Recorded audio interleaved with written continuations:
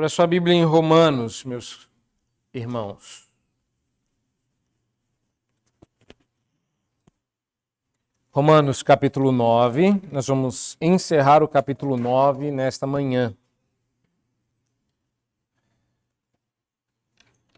Talvez você não tenha participado de todo o capítulo 9, ou não tenha participado de toda a carta de Paulo aos Romanos. Eu tenho certeza de que o resumo vai ser suficiente para vocês entenderem. E para os demais que têm acompanhado, de concluírem alguns dos pensamentos. Nós passamos pela pior parte, com certeza. Romanos 9 teve seus desafios e Deus foi bom, nos dando condições de superá-los. Não é um texto fácil, tanto de explicar, piores virão. Para explicar, tem texto pior aqui. Romanos 11 eu acho que é pior. Mas a gente vai ter a folga do Romanos 10. Porque agora mesmo, neste texto que nós vamos ler hoje, não há nenhuma dificuldade exegética, não é um texto difícil. É só para que a gente relembre algumas coisas, porque Paulo vai concluir o seu argumento. E só para caso você esteja curioso e repare num futuro que algumas pessoas separam esse texto de forma diferente, pregando ele a partir do verso 30, mas chegando ao capítulo 10, verso 4, eu quero dizer que a razão pela qual eu não vou fazer isso é porque a gente tem decidido expor as perícopes ou os parágrafos. Cada parágrafo tem uma ideia que eu estou dividindo em 3 pontos. E o parágrafo de Paulo vai do verso 30 ao 33, porque se você olhar o primeiro versículo do capítulo 10, a depender da versão bíblica que você está usando, você tem a marcação de outro parágrafo começando em irmãos. Portanto, atenção à leitura de Romanos 9, versos 30 a 33, que eu pretendo explicar para vocês nesta manhã. Paulo conclui: que diremos, pois? Que os gentios que não buscavam a justificação vieram a alcançá-la. Todavia, a que decorre da fé. Israel, que buscava a lei da justiça, não chegou a atingir essa lei. Por quê? Porque não decorreu da fé, e sim como que das obras.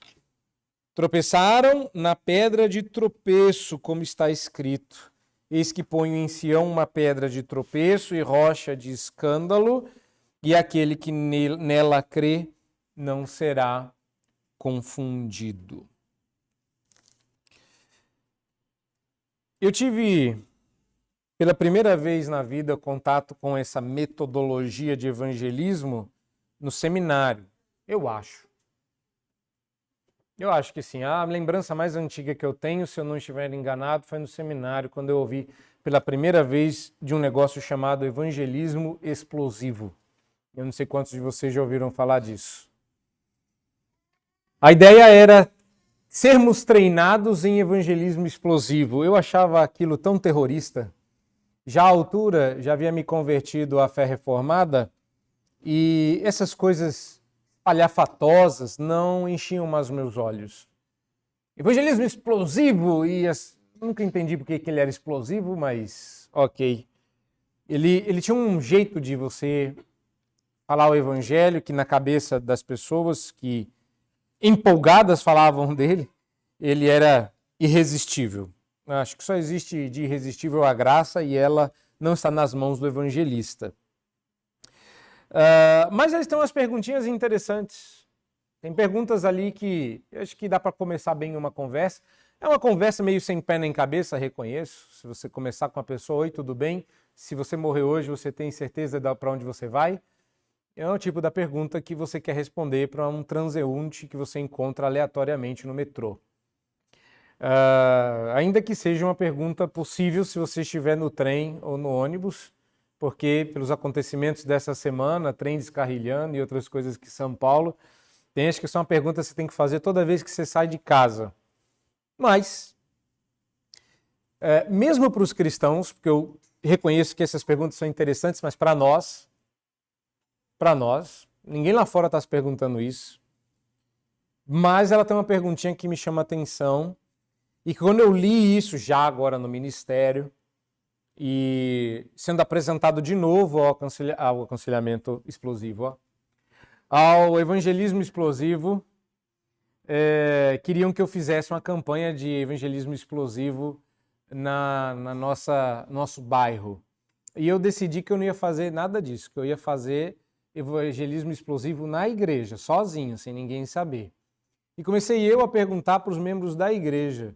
É engraçado isso, porque essa é uma ilustração cheia de histórias entrecortadas, cheia de inceptions. Quando eu estava no seminário, um colega meu, coreano, amigo querido, contou que eles foram preparar um grupo de jovens para fazer evangelismo fora de São Paulo, no Nordeste brasileiro. E ele, prevendo que poderiam ter algum problema, perguntou, tá, vocês são coreanos, vocês vão chegar lá com essa cara de coreano e o pessoal pode desafiar vocês. Então eu vou fazer alguns desafios para ver se vocês sabem responder as perguntas. E eles foram bem até a página 2. Na página 2, ele perguntou, a gente sabe que eles são coreanos, eles sabiam ser coreanos, mas ele fez a pergunta mesmo assim.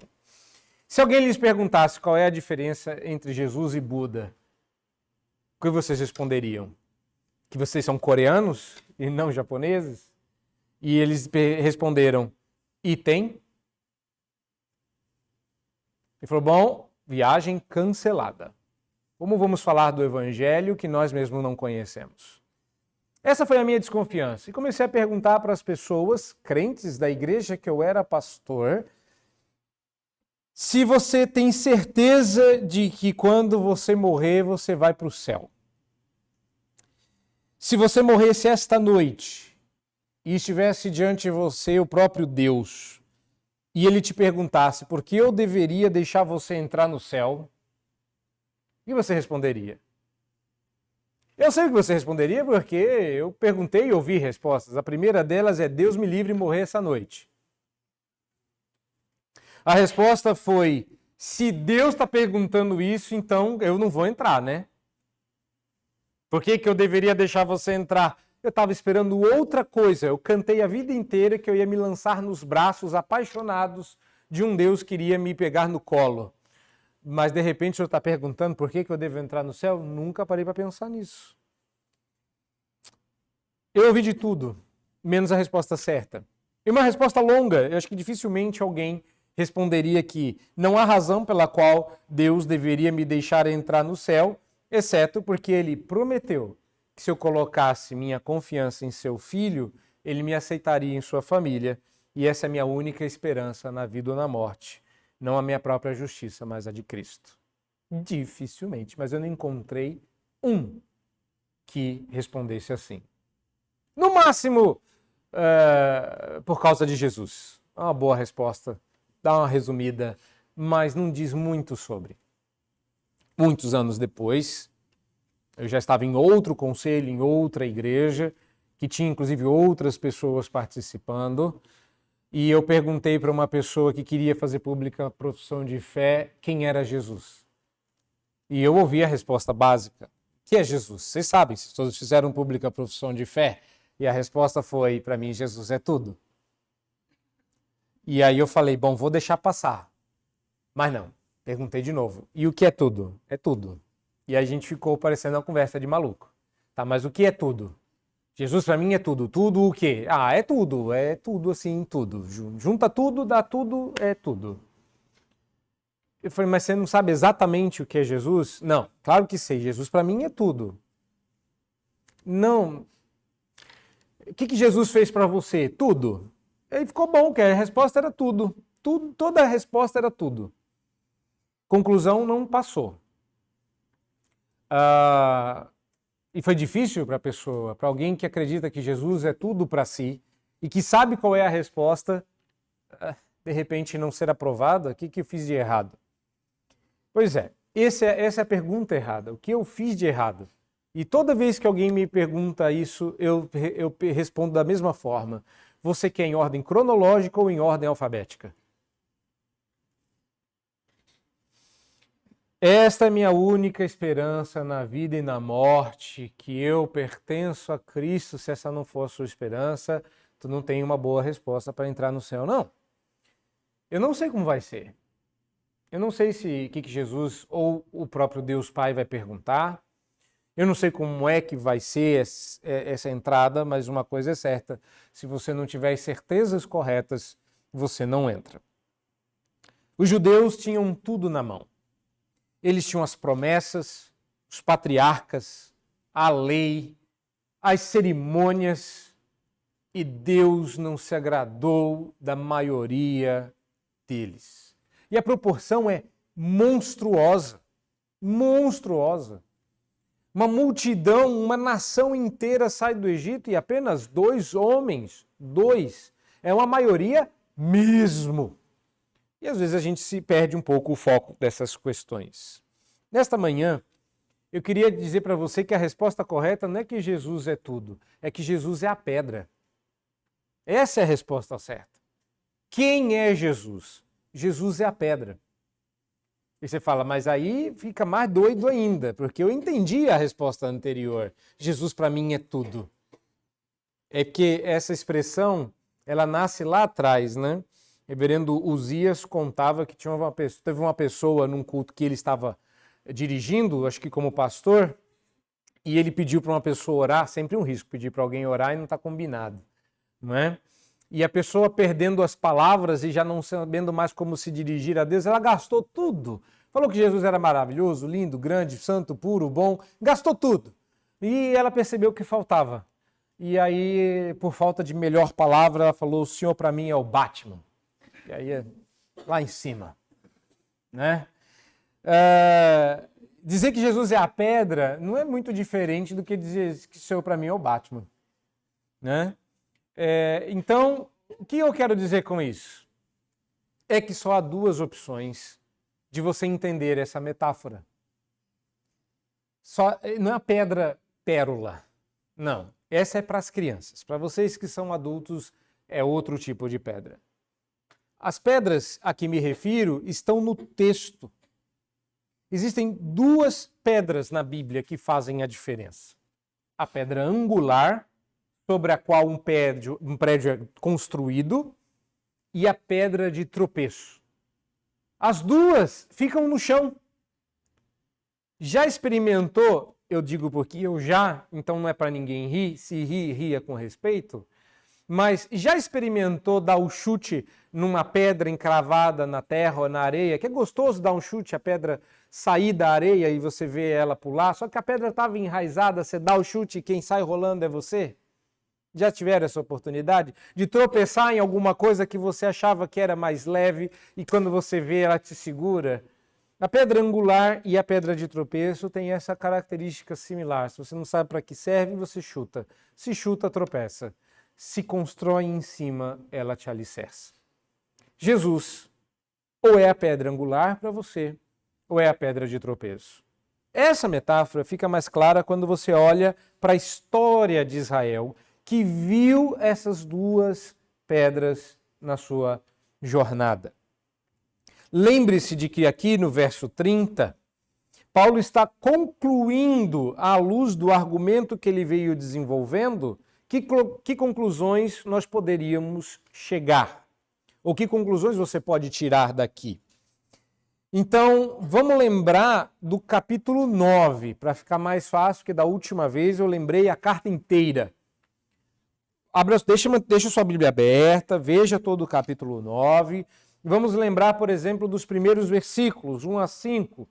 Considere que Paulo começou o capítulo com um paradoxo entre o privilégio e o preconceito de Israel. Tudo o que eu lhes falei aqui está lá no verso 4. Deles são a adoção, as alianças, a legislação, o culto, as promessas, os patriarcas, e mesmo assim eles rejeitaram. Como se explica essa incredulidade? Paulo garante que ele vai falar com o coração aberto, inclusive com o desejo de que hajam eleitos ali em Israel. Certamente não foi porque Deus teria sido infiel à sua aliança ou quebrou as suas promessas. Ele as manteve em relação a Israel e dentro de Israel. Isso está explicado aí dos versos 6 a 13. Não, Deus não é injusto.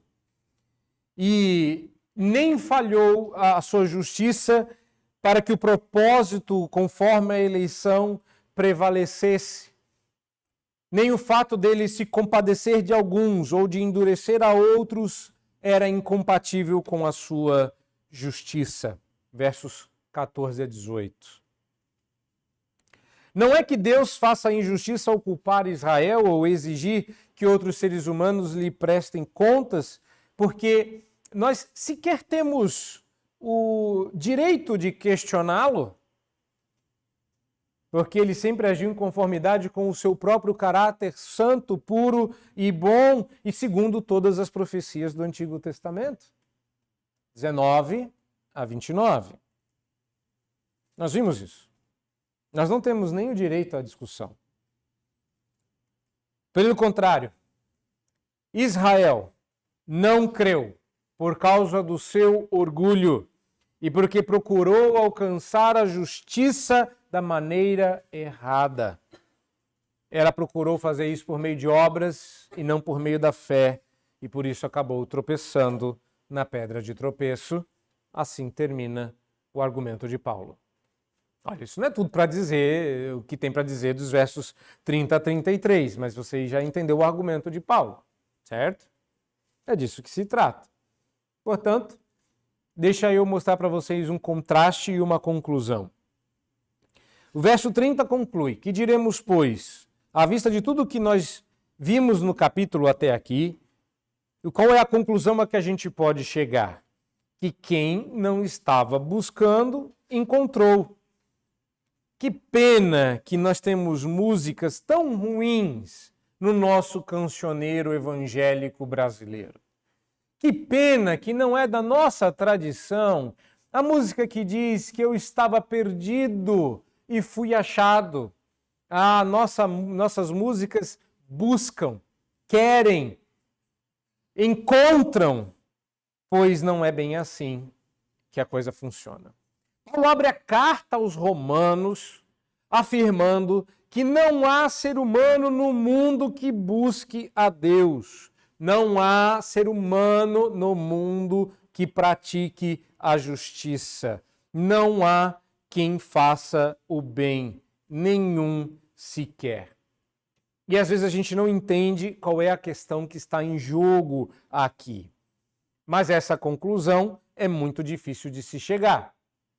Quando Paulo diz que aqueles que não buscavam a justificação alcançaram, todavia, mas a que decorre da fé, isso fere o nosso orgulho, nossos méritos, nossos esforços. Afinal de contas, quem pegou a roupinha e passou fui eu, quem vestiu a roupinha, inclusive várias vezes até eu achar a boa para aquele domingo, fui eu. Quem entrou no carro fui eu, quem chegou no horário fui eu, quem prestou atenção fui eu, quem creu foi eu. Agora vem Deus dizer que a culpa toda é dele. Eu não fiz nada? Não, ninguém está dizendo que você não fez nada. Porque se isso é verdade para um lado, também deveria ser para o outro. Mas o ponto não é esse. E eu entendo por que a gente tenha tanta dificuldade de entender o ponto correto. Por quê? Poderia pegar teologia, poderia pegar a sistemática, poderia fundamentar tudo isso solidamente nos textos teológicos? Podia, e essa seria a parte mais fácil. Mas eu escolhi o caminho mais difícil. Dizer para vocês quem nós somos, não nós seres humanos, nós brasileiros. Afinal de contas, eu acho que essa pregação não vai alcançar tanta gente assim, então vai alcançar só vocês. Quem somos nós? Nós somos o povo que não desiste nunca. Ouviu um amém? Espero que não. Nós somos aqueles que sabemos por que caímos, para aprender a nos colocar em pé novamente, já dizia o pai de Bruce Wayne. Nós somos o povo que conquista o seu próprio espaço, seu lugar ao sol. Mas o fato é que nós não buscávamos nada. Nós, inclusive, ativamente caminhávamos a passos largos noutra direção, ávidos por nos perder e nos tornando a cada dia mais culpáveis. Eu sei que isso é difícil de ouvir, mas é a verdade. Foi por pura misericórdia e graça que Deus resolveu salvar alguns da multidão dos perdidos e nos incluir no número daqueles que seriam salvos. A gente canta e diz que Deus teve misericórdia, mas a gente esquece o que isso significa. Misericórdia é a união de duas palavras, miséria e coração. Misericardia. Ou seja, ter o coração na miséria, amar o miserável. Quando você diz assim, te louvo a Deus pela tua misericórdia, você está assumindo duas coisas, que ele tem mau gosto e que ele gostou de você. Que tu é porcaria e ele assim quis para si. Que ele olhou o miserável, você e eu, e colocou o seu coração em nós. Misericórdia revela muito a nosso respeito e muito a respeito de Deus. Mas a gente esquece disso. E a gente banaliza a misericórdia. Aí você tem um salmo como o 116 que fica batendo na gente verso a verso. Porque a tua misericórdia dura para sempre. Porque a tua misericórdia dura para sempre. Porque a tua misericórdia dura para sempre. E se você acha que eu vou repetir isso para sempre, experimente ler o Salmo 116, que diz que a tua misericórdia dura para sempre, à exaustão. Porque enquanto você não entender que você é salvo por misericórdia e graça, a graça. Graça é quando Deus dá alguma coisa e não custa nada pra gente. Não. Graça é quando Deus dá a você algo que você não merece. E ele, se na misericórdia os teólogos dizem que Deus deixa te dar o que você merece, justiça, graça é quando você recebe tudo aquilo que você concorreu ao contrário. Merecia apanhar, recebeu beijo. Merecia expulsão, recebeu acolhimento. Merecia um passa fora, recebeu um passa para dentro. Graça é um negócio mais pesado do que você imagina. Contudo, o diferencial deste texto não está nessa mecânica conhecida. O apóstolo Paulo apresenta um detalhe. Você é uma pessoa atenta, detalhista? Repare aí o detalhe, um detalhe que inclusive faz o contraste entre essa verdade e o que vem depois. Os gentios não tinham no que se fiar. Os gentios não possuíam promessas. Deus não prometeu nada para eles. Os gentios não possuíam rituais. Os rituais deles eram horríveis. Desde inúteis até autoflageladores. Que o diga o profeta Elias, quando desafiado pelos 400 de Baal, Elias ficou esperando para ver o que ia dar, enquanto isso eles se feriam, se cortavam, sangravam, choravam e nada. Os gentios não tinham leis vindas de Deus. E a gente fala dos gentios como se a gente não fosse gentio, né? Eu pego direto, gente, irmãos, se referindo a nós como se nós fôssemos o povo de Israel. Nós não somos judeus. Nem o melhorzinho de nós que tenha nome em hebraico, como uma certa pessoa que vos fala. Eu não tenho 2 nomes em hebraico. Jonathan Abdias. E nem eu consigo ser judeu direito. Então, ninguém aqui é povo de Deus nesse sentido. A gente é, no máximo, o Israel da eleição, o Israel gentil, o povo de Deus segundo a fé. De fato, somos. Mas reparem, os gentios não tinham a história, o peso, a caminhada, eles não tinham nada. E pior, não tinham a pretensão de se justificar, eles nem saberiam de quê. Você sabe qual a pior resposta que você ouve quando você pergunta se você morresse essa noite e Deus dissesse qual a razão para você entrar no céu? Sabe qual a pior resposta que você ouve? E por que ele não deixaria? Por quê? Qual o problema? Vivi uma vida honesta. Não roubei, não matei, não fiz mal para ninguém. Até fiz o imposto de renda direitinho. Nem nesse eu roubei, sou melhor que muito crente. Não é isso? E não tem você, crente, dizendo assim, olha lá, Eu aqui crente, me lascando para servir a Deus. Tem gente lá fora melhor do que nós. E às vezes a gente traz esses exemplos para esfregar na cara das pessoas, para dizer, vocês são um lixo. Olha como tem gente honesta, boa, pura, santa lá fora. Que estardalhaço à toa e inútil. Não, meus irmãos. Eles só tinham duas coisas. Adoraria uma tríade, mas eu não achei a terceira. Talvez você ache. Os gentios tinham mãos vazias e um grande desespero. É isso. Se você perguntar para as pessoas por que Cristo morreu por elas, elas não sabem responder. Porque elas não fizeram nada de errado. Não é isso? São todas boazinhas. Não tinham a pretensão de se justificar, antes queriam se condenar cada vez mais, não estavam procurando nada. E quando lhes foi apresentado o Salvador, eles responderam com a única coisa que poderiam responder, com a fé dada pelo Espírito Santo. E esse é o detalhe que faz toda a diferença. Que diremos? Os gentios que não buscavam a justificação vieram a alcançá-la. Todavia, a que decorre da fé. Esse é o diferencial. Paulo frisa aqui que a justificação para a qual os gentios estavam alheios, eles alcançaram pela fé. E mais, para o final do argumento, nós vamos saber que se trata da fé em Jesus Cristo, o judeu desprezado pelos judeus. Então, antes de você dizer assim, precisa ter fé, né? Importante é ter fé, que é o que as pessoas dizem por aí. Importante é ter fé. Eu sou uma pessoa que tem muita fé. No quê? Não, fé. Eu me lembro de, no meu primeiro pastorado, ainda muito jovem, eu fui apresentado para muita gente, tive muita oportunidade de evangelizar, sem ter consciência de que eu estava explosivo.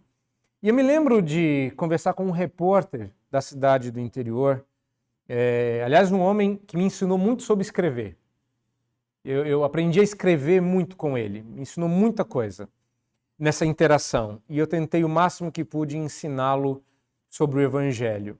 Mas em determinada noite ele me disse que ele não entendia a minha insistência com Jesus Cristo se ele fazia tudo o que eu fazia.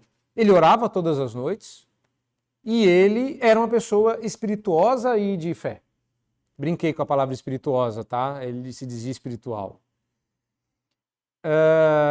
Eu perguntei para ele para quem que ele fazia as orações dele todas as noites. Ele disse para o universo. Se ele soubesse que um dia alguém ia cantar que sejas meu universo, estaria certo.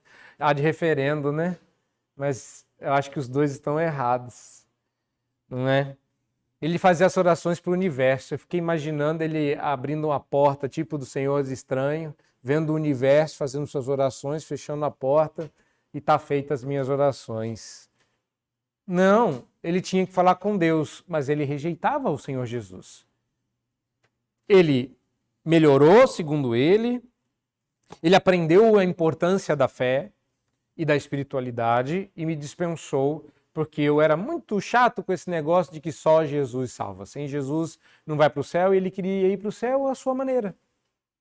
E tá cheio de crente que hoje faz esse uso à sua maneira.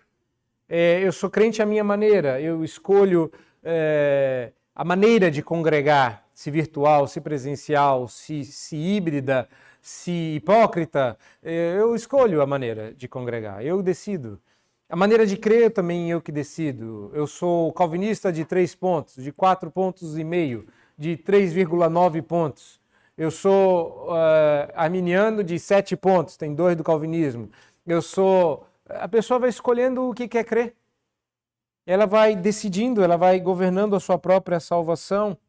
Mas quando a gente olha para essa primeira fase, para esse primeiro estágio aqui, do gentio que não estava a fim de ser salvo e foi.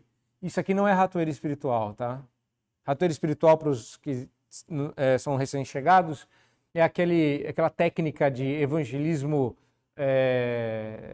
eu não sei como é que eu dou um nome para esse evangelismo, né? Evangelismo atrativo, que você convida as pessoas para vir à sua igreja, imagino você que veio convidado hoje, né? O que é que tem lá, né? Aí a gente vai fechar as portas, eu vou pregar o evangelho e você vai dizer, não, eu não quero me converter. Que droga, agora eu sou calvinista. Me converti. Isso é a ratoeira espiritual. Muita gente pensa que é assim que se converte ao evangelho e não é. Mas quando a gente olha para esse texto e entende que é a fé que fez a diferença e essa fé é em Jesus, então aprendemos que a nossa salvação não é fruto da nossa busca espiritual. Ela não é o resultado da nossa sábia escolha quando o evangelho é apresentado. Não é um mérito nosso escolher a pílula certa, como se a azul e a vermelha fossem duas boas e neutras decisões. Não, tu já está na outra. Está sendo ofertada a você a única oportunidade que existe para sair da perdição. O evangelho, inclusive, não é nenhuma oportunidade, porque ele não é devido a ninguém. Ah, aquela pessoa lá precisa ouvir. Todos precisam, mas Deus não vai dar essa oportunidade a cada uma das pessoas. Você não está sendo apresentado a uma oportunidade que você pode aceitar ou rejeitar. O Evangelho é o anúncio da graça de Deus revelada na face de Cristo e ofertada misericordiosamente para todos que nele creem. O Evangelho é o anúncio da graça de Deus revelado na face de Cristo, ofertado misericordiosamente a todos os que nele creem. Tem que saber de cor, porque as pessoas não sabem o que é Evangelho. O Evangelho é boas novas, é boa notícia. E qual é a boa notícia? Que tem cura o que você tem, o que você sofre. Você não vai precisar contradizer toda vez que você encontrar esse tipo de gente, mas você vai encontrar e vai estar errado. E você já ouviu isso. Estou buscando a Deus. Ainda não é, eu estou buscando. E às vezes você até acha que estava. Quem busca muito nunca encontra. Quem não estava buscando, achou. Eles não estavam buscando. Eu me lembro, mas eu não posso dizer de quem, porque muitos de vocês cabem nessa descrição, dos que estão presentes e dos que estão acompanhando. Mas daquela vez em que você entrou desavisadamente na capelania, não sabia bem o que era, na verdade você nem queria muito o que acabou acontecendo, ser salvo. E aí, de repente, tudo mudou. Você só queria ajuda para uma coisinha de nada, você nem queria deixar de ser batista.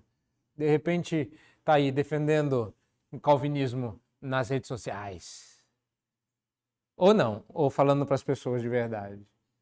É engraçado, né? Como a gente não busca e encontra. Né? Às vezes a gente encontra o que busca e é péssimo.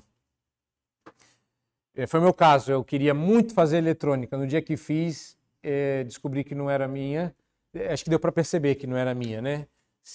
Se da área de eletrônica. E eu que não estava procurando ser pastor, olha só, nunca pensei que isso fosse acontecer. Pois é. Não, você não vai precisar ser chato e dizer toda vez para a pessoa, tu não está buscando nada, mas você não precisa acreditar nisso. No segundo momento, quando agora Paulo vai falar de Israel que buscava a lei da justiça não chegou a atingir essa lei.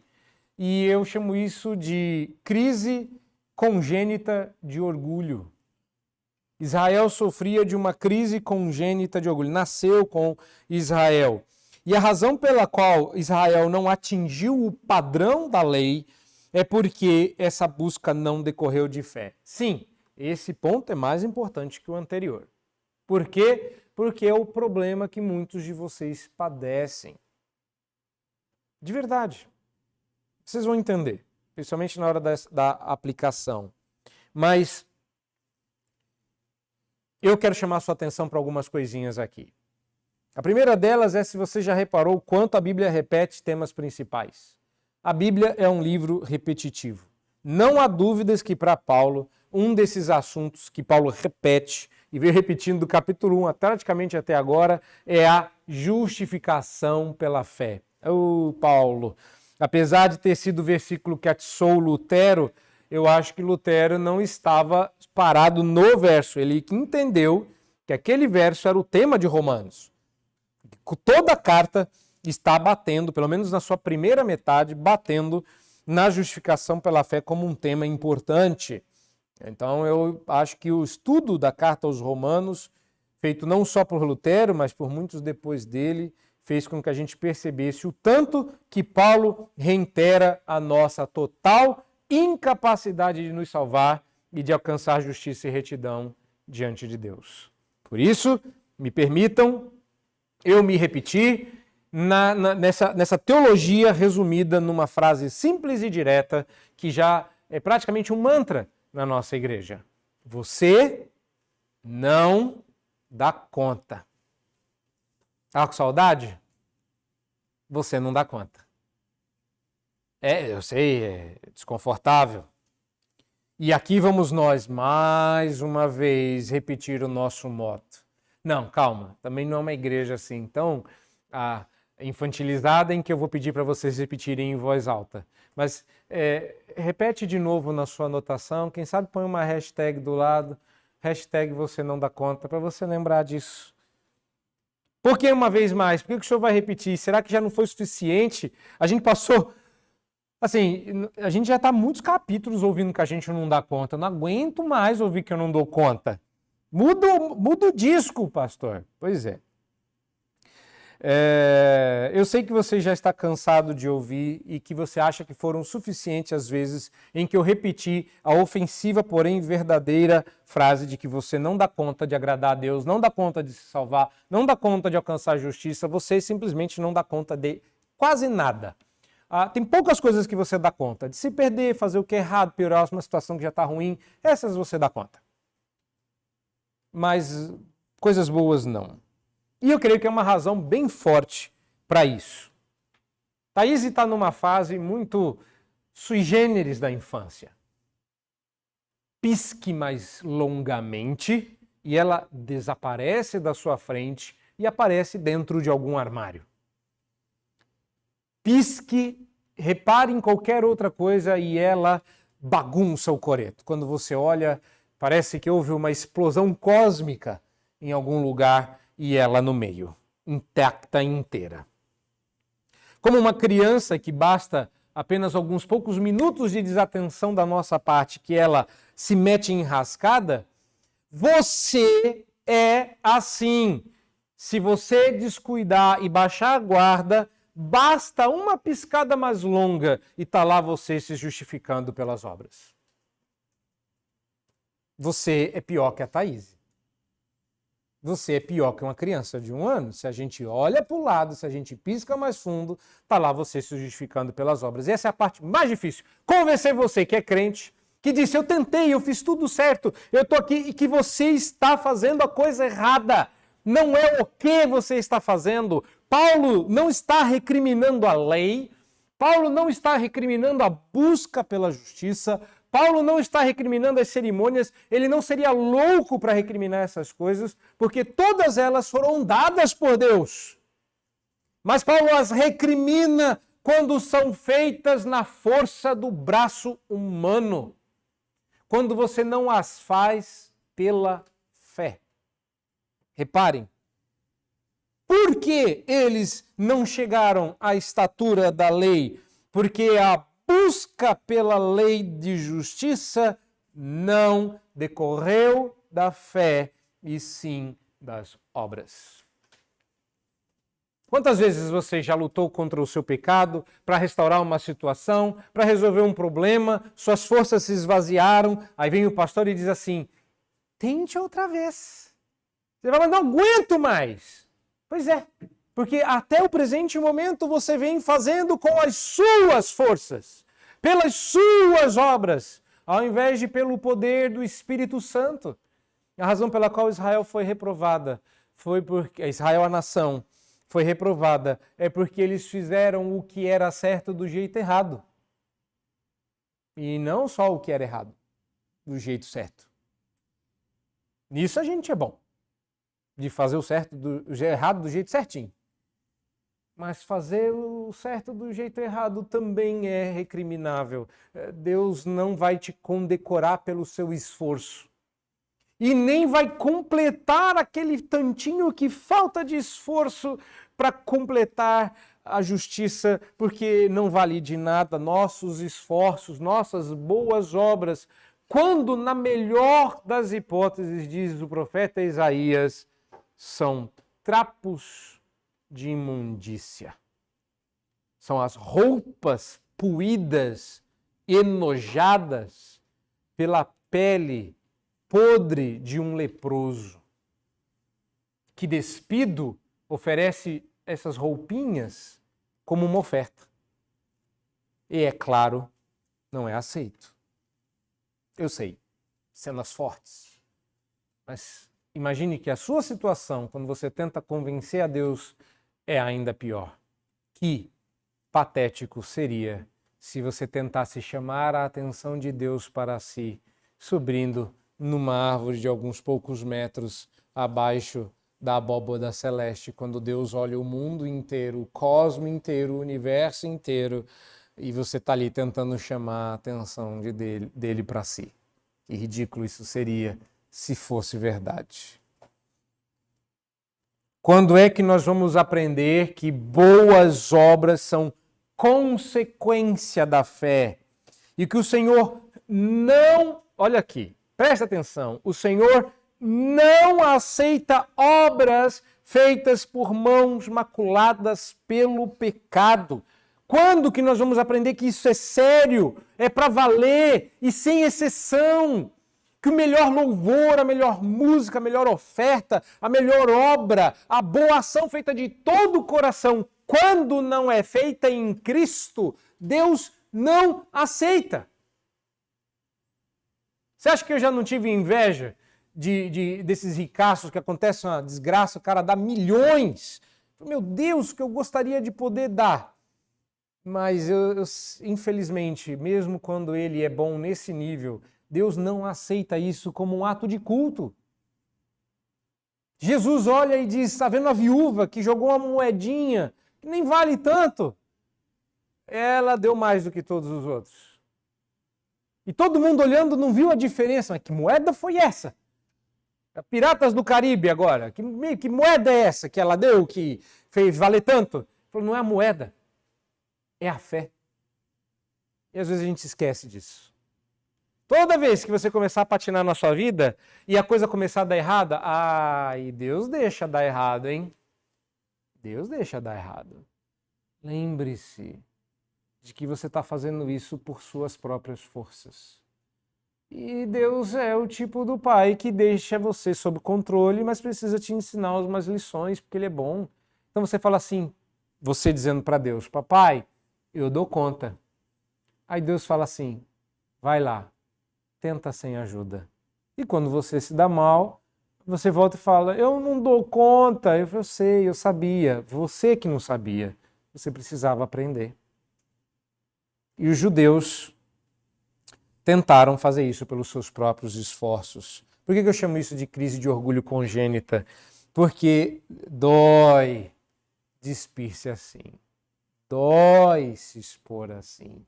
Dói reconhecer que você não dá conta, que seu braço é curto, suas pernas são curtas, seu esforço é fraco, sua vontade é frágil.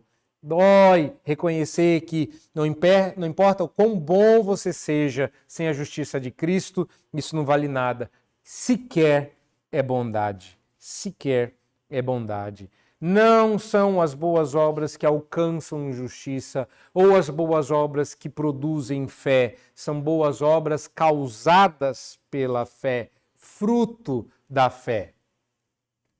E esse é um problema porque a igreja moderna está tentando agradar a Deus sem Cristo. Está tentando se mostrar para Deus de uma forma que impressione Deus. Está se derramando, se liquefazendo, está chorando, está virando do avesso, está engatinhando, está pulando, está tentando se mostrar relevante. Nada disso vai impressionar o Senhor, nada disso vai nos tornar mais crentes.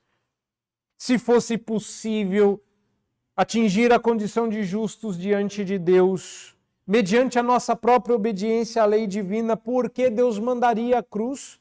Ele apenas nos daria uma outra chance. Ou então nos reprovaria a uma para o inferno. A cruz e o sacrifício de Cristo seriam supérfluos se nós pudéssemos nos salvar a nós mesmos. A pior e mais nefasta heresia do nosso tempo não é negar a divindade de Cristo, é dizer que você também pode chegar lá. Essa é a pior coisa. Se você se esforçar, porque a diferença entre você e Cristo é uma de quantidade. Ele era mais, ele tinha mais fé, ele tinha mais apego, mais proximidade com Deus. Mas se você se esforçar, você chega lá. E é claro, o cristianismo dificilmente fala isso, mas o pseudo-cristianismo tem falado. E a gente já teve que disciplinar a gente que disse isso. Que ia chegar lá, no estágio de Cristo. Essa é a pior e mais nefasta heresia do nosso tempo. Fazer você acreditar que você dá conta. De que você vai chegar em algum ponto que Deus vai falar, tá aí, é isso. É disso que falamos, senhores. Por mais servos como fulano. Não. Deus só rasgou os céus para um, e para um somente Jesus Cristo, o Filho amado em quem ele tem prazer. O restante precisa crer nele. O restante precisa confiar nele. O restante precisa ser encontrado nele e não encontrá-lo. Porque nós não estávamos buscando, nós estávamos perdidos e fomos achados. E o dia em que eu me converti também foi o dia em que eu fui convertido. Deus nos encontrou a todos. Portanto, o fato de Cristo ter morrido por nossos pecados é a prova definitiva de que não podemos salvar a nós mesmos. Hashtag você não dá conta. No entanto, essa confissão ela é muito humilhante, uma ofensa intolerável ao nosso orgulho. E ao invés de nos humilharmos, nós tropeçamos na pedra de tropeço. Essa talvez seja a parte mais difícil para todos nós, seres humanos, e para todos nós, brasileiros também. Humilhar-nos diante de Cristo. Dizer que nada do que a gente faça, mas nem um pouquinhozinho assim, mas nem nadinha, e aquele louvor daquele dia, e aquele dia em que todos nós, não, a cantata, não, a doação que eu, não, o irmão que eu visitei, não, nada. A fé é uma coisa boa, eu tive fé, uma fé muito forte, uma fé apegada, uma fé robusta, não, também não, ela é dom de Deus, não tem se ele não der, então tá bom. Humilhante, não é? Decepcionante, não gostei, e esse é o ponto. Calvino dizia que enquanto a gente não se decepcionar conosco mesmos, não estamos prontos para aquilo que Deus tem para nós em Cristo. E essa é uma crítica que não é minha, mas que me chamou muita atenção quando eu li, que encerra o nosso ponto para a última fase. A igreja deixa levar-se por influências e respeitos humanos, não consegue esquivar-se totalmente, muitas vezes nem quer, das glórias transitórias que o mundo lhe proporciona, e nem sempre resiste à tentação de ser ela própria o lenitivo que o mundo espera, o descanso para as almas. Às vezes a gente confunde o fato de sermos redentivos com o fato de Cristo ser o Redentor. Tudo que essa pessoa precisa é de nós? Não. E esse diligente cuidado de servir a Deus e suas almas, a igreja ensina, dogmatiza, disciplina, exclui, anatemiza e ora se separa do mundo, daqueles que não têm lei, e ora se identifica com o mundo para tornar a graça redentora mais acessível aos homens. Duas péssimas decisões. Isso aqui tudo tropeço. Onde os israelitas falharam? Terceira e última proposição. Onde os israelitas falharam? Paulo conclui no finalzinho do verso 32. Tropeçaram na pedra de tropeço. Caso você não tenha entendido, Paulo cita. Tropeçaram na pedra de tropeço? Sim, sim. É que está escrito na Bíblia que eis que ponho em Sião uma pedra de tropeço e rocha de escândalo, e aquele que nela crê não será confundido ou envergonhado. Calma, vamos chegar lá. É muito difícil fazer com que pessoas importantes segundo este mundo aceitem o reinado de Cristo sobre suas vidas. Recentemente, uma pessoa disse para um amigo querido que ele era uma autoridade. Essas coisas, essas celeumas do nosso tempo, se vai ou não fazer e deixar de fazer, exigir e deixar de exigir, com respeito ao momento que nós estamos passando de pandemia. E a celeuma aqueceu um pouquinho e a autoridade disse: nós obedeceremos à lei. E eu perguntei: o que vocês disseram? Ela falou: a discussão cresceu um pouco, mas o ponto que a gente queria levantar era: importa obedecer a Deus. E se a lei nos obrigar à desobediência a Deus, a gente vai ter que ir até onde a lei não quebra a palavra. A gente obedece a lei até o momento em que a lei não nos exige pecar. E era curioso, porque a pessoa que disse isso não parecia estar atenta para esse aspecto. O que eu quero dizer com isso? Governantes e poderosos desejam que o reino e o ensino de Cristo sejam o tipo de coisa que não provoque nenhum conflito ou tumulto. E, se me permitem a indiscrição, a lei de Deus não vale só na vida e na igreja, ela vale nas esferas civis, executivas e judiciárias, para eu não ser mais claro. Quando alguém diz assim: aqui esse é o reino da Bíblia e esse é o reino da lei, esqueceu que não há 1 centímetro quadrado no universo que Cristo não esteja lá dizendo: é meu. Já dizia Abraham Kuyper. Então, quando a gente esquece desse elemento, a gente esquece o tropeço que Jesus é para o nosso caminho. Esse é o ponto. Não é o cumprimento da lei, portanto, que diferencia o eleito do réprobo apóstolo Paulo. Ele diz: não, não é. E esse é o problema da igreja moderna. Vocês acham que a diferença entre o crente e o não crente é que a gente obedece a Deus. Você vem para a igreja, né? Afinal de contas, domingo, 10 horas da manhã, vir aqui é um verdadeiro sacrifício. Parabéns para você que resolveu vir. Olha só, que esforço que você veio. Deus está orgulhoso lá, feliz da vida. Ainda bem que você veio, senão ele ia se sentir muito só, certo? Você faz o que Deus manda. Deus manda você orar, Deus manda você fazer as coisas certinho, você obedece. A Bíblia não é assim? Essa é a diferença. O apóstolo Paulo vai dizer: não, essa não é a diferença. A diferença é Cristo.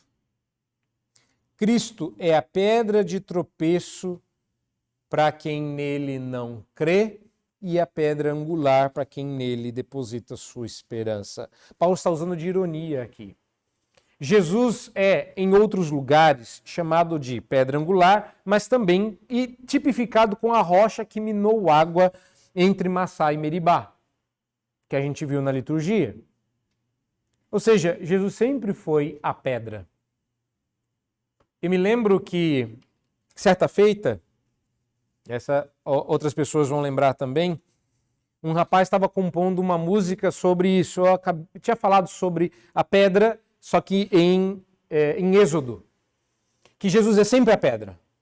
Ele é a pedra angular, ele é a pedra de tropeço, ele era a pedra que saiu água, a pedra que seguia. Olha só que coisa, pedras andam? Você já viu uma pedra andando? Não? Pois Paulo diz, na verdade nem ele, né? Mas Paulo diz, explicando, que todos beberam da mesma água, da pedra que seguia Israel, a pedra que seguia o povo. Quando Deus levou eles até lá, eles acharam: oi, achamos a pedra. Ah, não, era a pedra que estava te seguindo. E a pedra lhes deu água. E aí esse rapaz fez uma coisa muito interessante. Ele comparou à pedra que Davi jogou em Golias. E ele estava ilustrando com Jesus e disse que, de repente, acha a pedra e a pedra era Cristo. Curioso, né? Davi pegou 3 pedras, mas só usou uma. Ah, mas ele tinha o backup se falhasse. Esse é o ponto, né? Se a pedra era Cristo, bastaria uma. Percebe? Paulo está usando de ironia aqui, porque o que ele está dizendo é que é justamente aquilo que poderia salvar se tornou aquilo que os matou. Ou seja, tropeçaram na pedra que estava no chão para alicerçar o prédio, o edifício santo que visava o louvor do Senhor. Quem já participou de uma obra, eu tive a oportunidade de lançar uma pedra fundamental, sabe onde a pedra fica. E que situação, dá para tropeçar. O projeto estava lá, acessível aos judeus. Eles viram Deus pegar a terra, revolver, limpar. Deus estava construindo uma cidade santa. E lançou a pedra. Eles não viram, tropeçaram nela. Por isso Paulo vai citar Isaías. Agora, reparem, não existe um texto com esse versículo que está no verso 33. Não, meus senhores, existem 3 versículos. Isaías 8,14, que fala: ele vos será santuário, mas será pedra de tropeço e rocha de ofensa às 2 casas de Israel. Reparem, aí acaba. Pedra de tropeço e rocha de escândalo ou de ofensa está em Isaías 8. E no Salmo 118, 22, a pedra que os construtores rejeitaram, essa veio a ser a pedra principal, a angular. E o Isaías 28, 16, porque assim diz o Senhor Deus: eis que eu assentei em Sião uma pedra, pedra já provada, preciosa, angular, solidamente assentada. Aquele que crer não foge. Não é à toa essas questões que eu trouxe. A pedra angular nem estava aqui. Na verdade estava. Sempre estiveram. Paulo está juntando 2 vezes Isaías, presumindo o Salmo, para dizer que a pedra é dupla. Todo mundo tem que decidir como haverá de se relacionar com esta pedra estabelecida por Deus. E só existem 2 possibilidades. Ou coloca-se sua confiança nela e faz dela o alicerce de suas vidas e constrói sobre esse fundamento. E a outra escolha é esfolar a canela, tropeçar e cair. Quem já deu um tropicão daquele que arranca a cabeça do dedão fora, sabe como isso é difícil. Mas é disso que Paulo está falando. Última lição, portanto, só existem 2 formas de você se relacionar com Cristo. Não existe um meio termo. Um Jesus mais ou menos. Um grande mestre que ensinou grandes coisas e não salvou. Tem um apologeta que diz que ou Jesus é quem diz ser e Deus, portanto, ou ele é um lunático a quem ninguém deve dar ouvidos. Porque ele dizia coisas de si que só quem é Deus podia dizer. Qualquer outra pessoa que dissesse isso tem mania de Deus.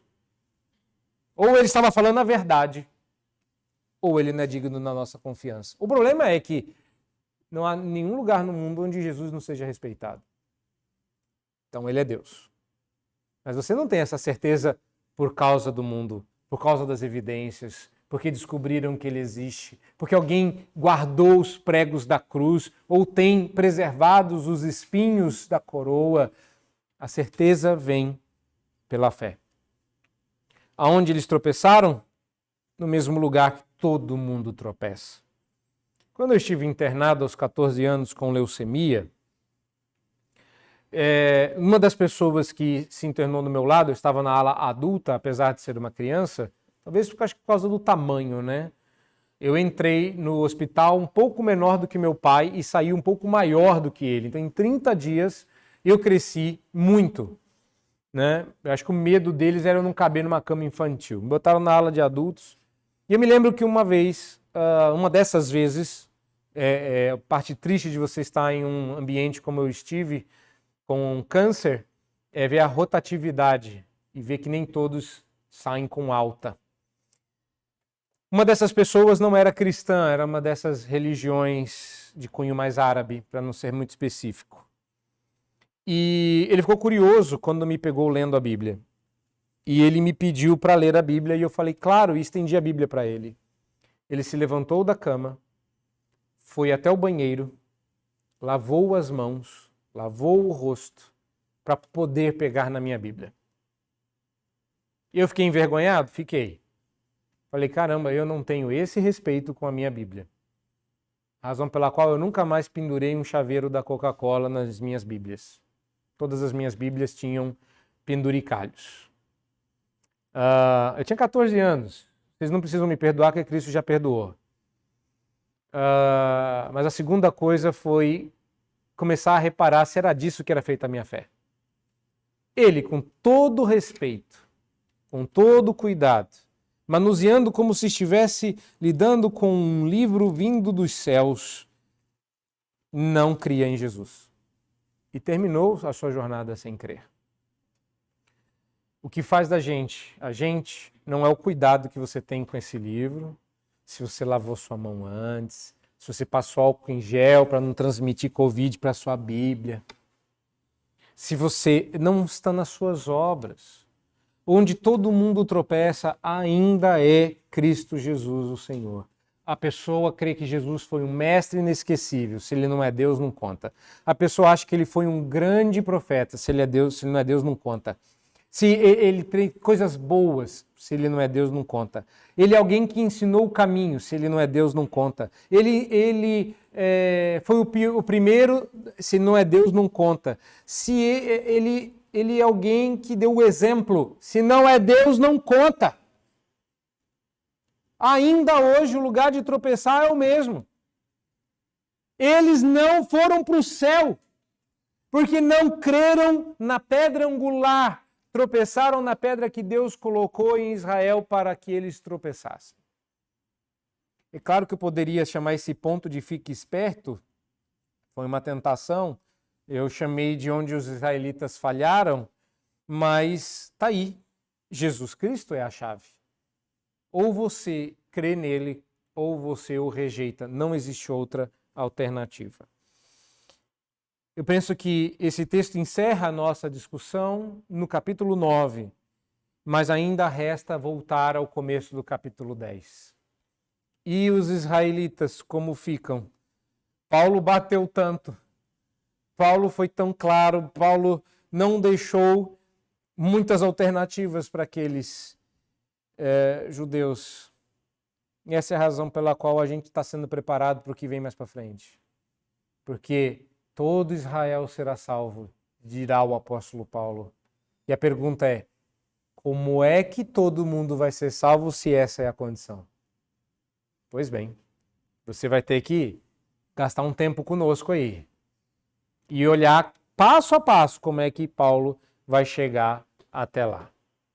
Aliás, se você tiver com uma Bíblia como a minha, você já está vendo no capítulo 11 onde isso está e já está antevendo esses problemas. Como eu disse, o futuro de Israel não é incerto, porque alguma coisa vai mudar no meio do caminho e você fique atento para o que virá. Hoje, cumpre-nos reconhecer que o nosso relacionamento com Cristo é um de salvação, Ele é o Salvador, nós os salvos.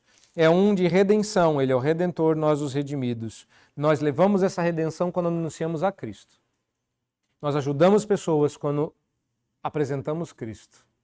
Nós salvamos as pessoas quando elas creem em Cristo. Nós não fazemos mais nada além disso. Não é a gente que salva. A gente anuncia o Salvador. E isso é muito bom. Isso a gente pode fazer. E isso que a gente tem que fazer. Que Deus assim nos abençoe em Cristo Jesus. Amém.